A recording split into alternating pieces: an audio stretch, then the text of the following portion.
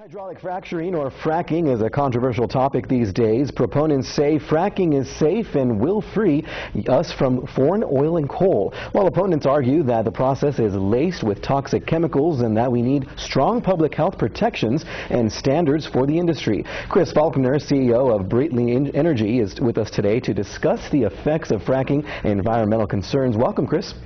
Hey, thanks, Robert, for having me. Appreciate it. Yeah, Chris, is hydraulic fracturing or fracking safe?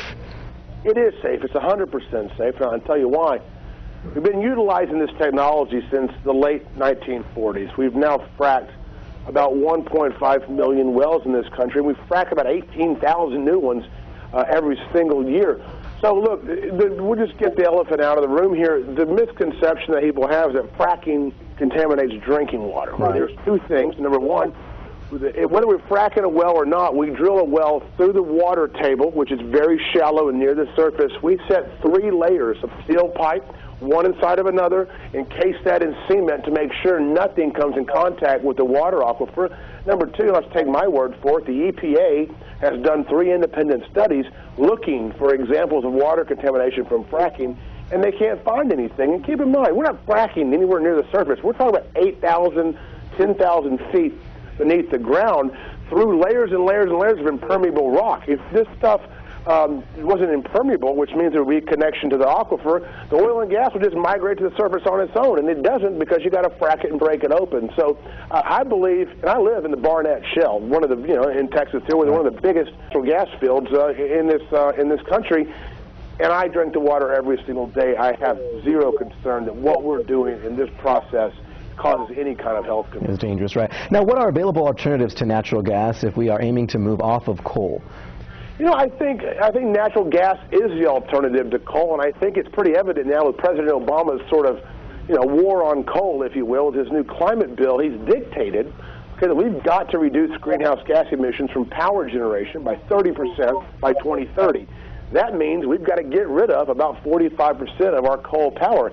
I'm not sure if that's even possible. What I do know is possible is that natural gas meets and exceeds already his limits for greenhouse gas emissions, so those plants right now have to do nothing to meet and exceed that. So I think natural gas is a bridge fuel, power generation and for transportation. We got a lot of it, and it's cheap. And I think we're now entering the era of natural gas, and I think it's going to be great for this country. Yeah, let's talk about the creation of jobs in the U.S. as a result of the natural gas boom. Okay.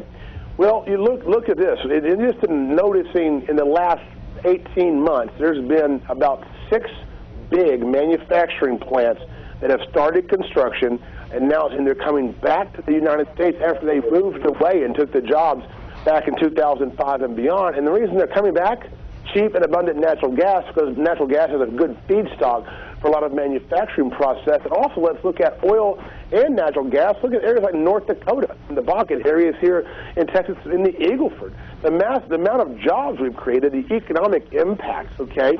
You talk about areas with 2% unemployment, okay? You go into places like California, and you've got areas in California where there's 25% unemployment. So I think that since 2008, I don't know of a better bright spot. You may know of one, but this industry has really been the savior for a lot of these states, these towns, and it's just a great story to tell. That's really why we made this movie, Breaking Free, is to catalog those stories of average Americans and what it means to them. And I didn't talk about jobs on the rig. You don't have to get up on the rig and drill these things. There's so many indirect jobs that the industry supports. When energy development comes in, you're talking about towns that are getting economic impact. You need lawyers, and you need accountants, and you need restaurants, and you need hospitality workers. All these things create booming communities that a lot of times were once forgotten, and that's really the story that's so great about what's happening in America right now. Absolutely, and we've experienced that here in West Texas, I think, more than anyone. All right, Chris Faulkner, thank you so much for joining us today and giving us some insight into what's going on. Robert, thank you.